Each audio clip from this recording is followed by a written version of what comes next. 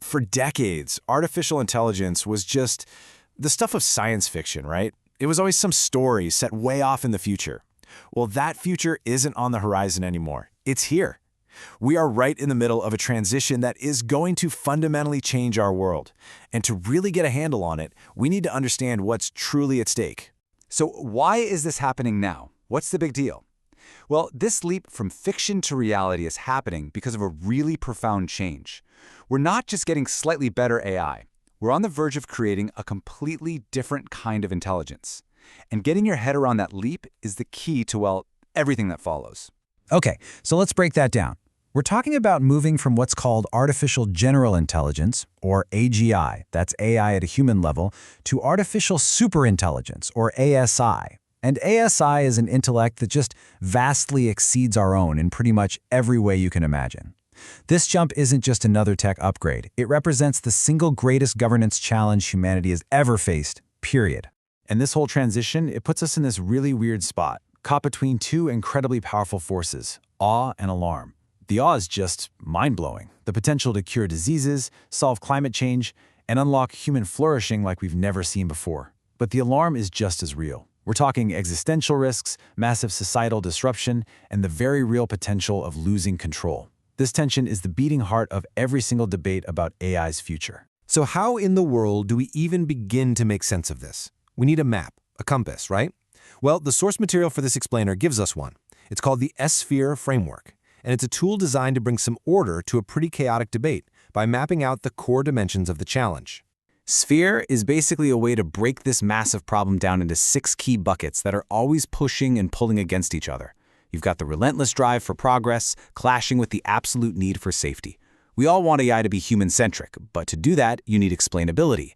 And of course, how we decide to regulate all this will determine its final embeddedness in our physical world. It just gives us a common language to talk about all these trade-offs. And this is where the framework gets really useful, because you can actually start to map where different leaders in the field stand. Take Elon Musk. He's laser-focused on safety and regulation. Contrast that with someone like Fei-Fei Li, who champions a human-centric approach above all else. What this shows you is that the debate isn't just about technology. It's a clash of fundamental values and priorities. All right, so let's use this S-Sphere framework to really dig into the great debates happening right now in AI.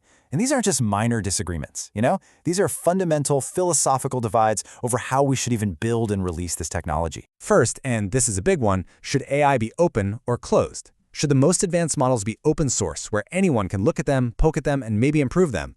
Or should they be kept locked down in tightly controlled proprietary labs to prevent them from being misused? This is a huge tension between accelerating progress and trying to mitigate risk. Then there's that age-old debate, right? Speed versus caution. This is basically a global argument about risk tolerance. Do we just floor it and move as fast as humanly possible, betting that the benefits will be worth it?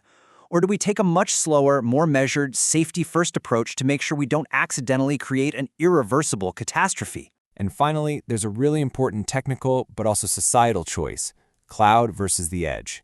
Should we centralize AI in these massive data centers, giving it incredible power, but also creating these giant single points of failure?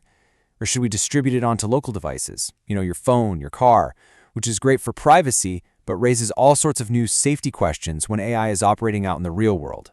Okay, so with all these huge disagreements, you'd be forgiven for thinking nobody agrees on anything. But, and this is the really hopeful part, despite all the debates, a surprising and really powerful consensus is quietly starting to emerge. And this common ground, it really rests on 3 core ideas. First, auditable transparency. These systems cannot be mysterious black boxes. We have to be able to inspect them. Second, meaningful human oversight. A human being has to be in the loop and ultimately accountable. And third, robust safety standards have to be a non-negotiable requirement from day one, not some afterthought. This little bit of consensus is probably our best hope for finding a responsible path forward. So that's great, right? We have some agreement. But how do we actually turn that into action? Well, that's where the roadmap comes in. The paper shifts from just diagnosing the problem to laying out an actionable plan to steer us towards a positive AI future, specifically by 2035. And this roadmap lays out 2 very different paths we could go down. The goal, the dream scenario, is what they call safe acceleration. That's rapid innovation, but balanced with really strong safety and human oversight. The nightmare? high-speed risk aggregation. That's where unchecked progress leads to these cascading systemic failures across everything we depend on. I mean, the stakes just could not be higher. So how do we make sure we hit that goal? The paper gives us a 10-point plan. Think of it as the ultimate to-do list for governments, for industry, for researchers, for all of us really, to navigate this transition to superintelligence safely. The first 5 are really all about one thing: oversight and accountability, building the guardrails. This means making things like explainable AI mandatory for critical systems, setting up independent groups to audit these super powerful models, and always keeping a human in the loop for high-risk decisions. The core idea here is to create real systems of transparency and control. And the other 5? They're all about building safety in from the very beginning, right into the design and deployment of the tech itself. So we're talking about things like mandating ethical data sourcing to fight bias, building safety layers right into the models by default, and creating early warning systems to spot systemic risks before they blow up.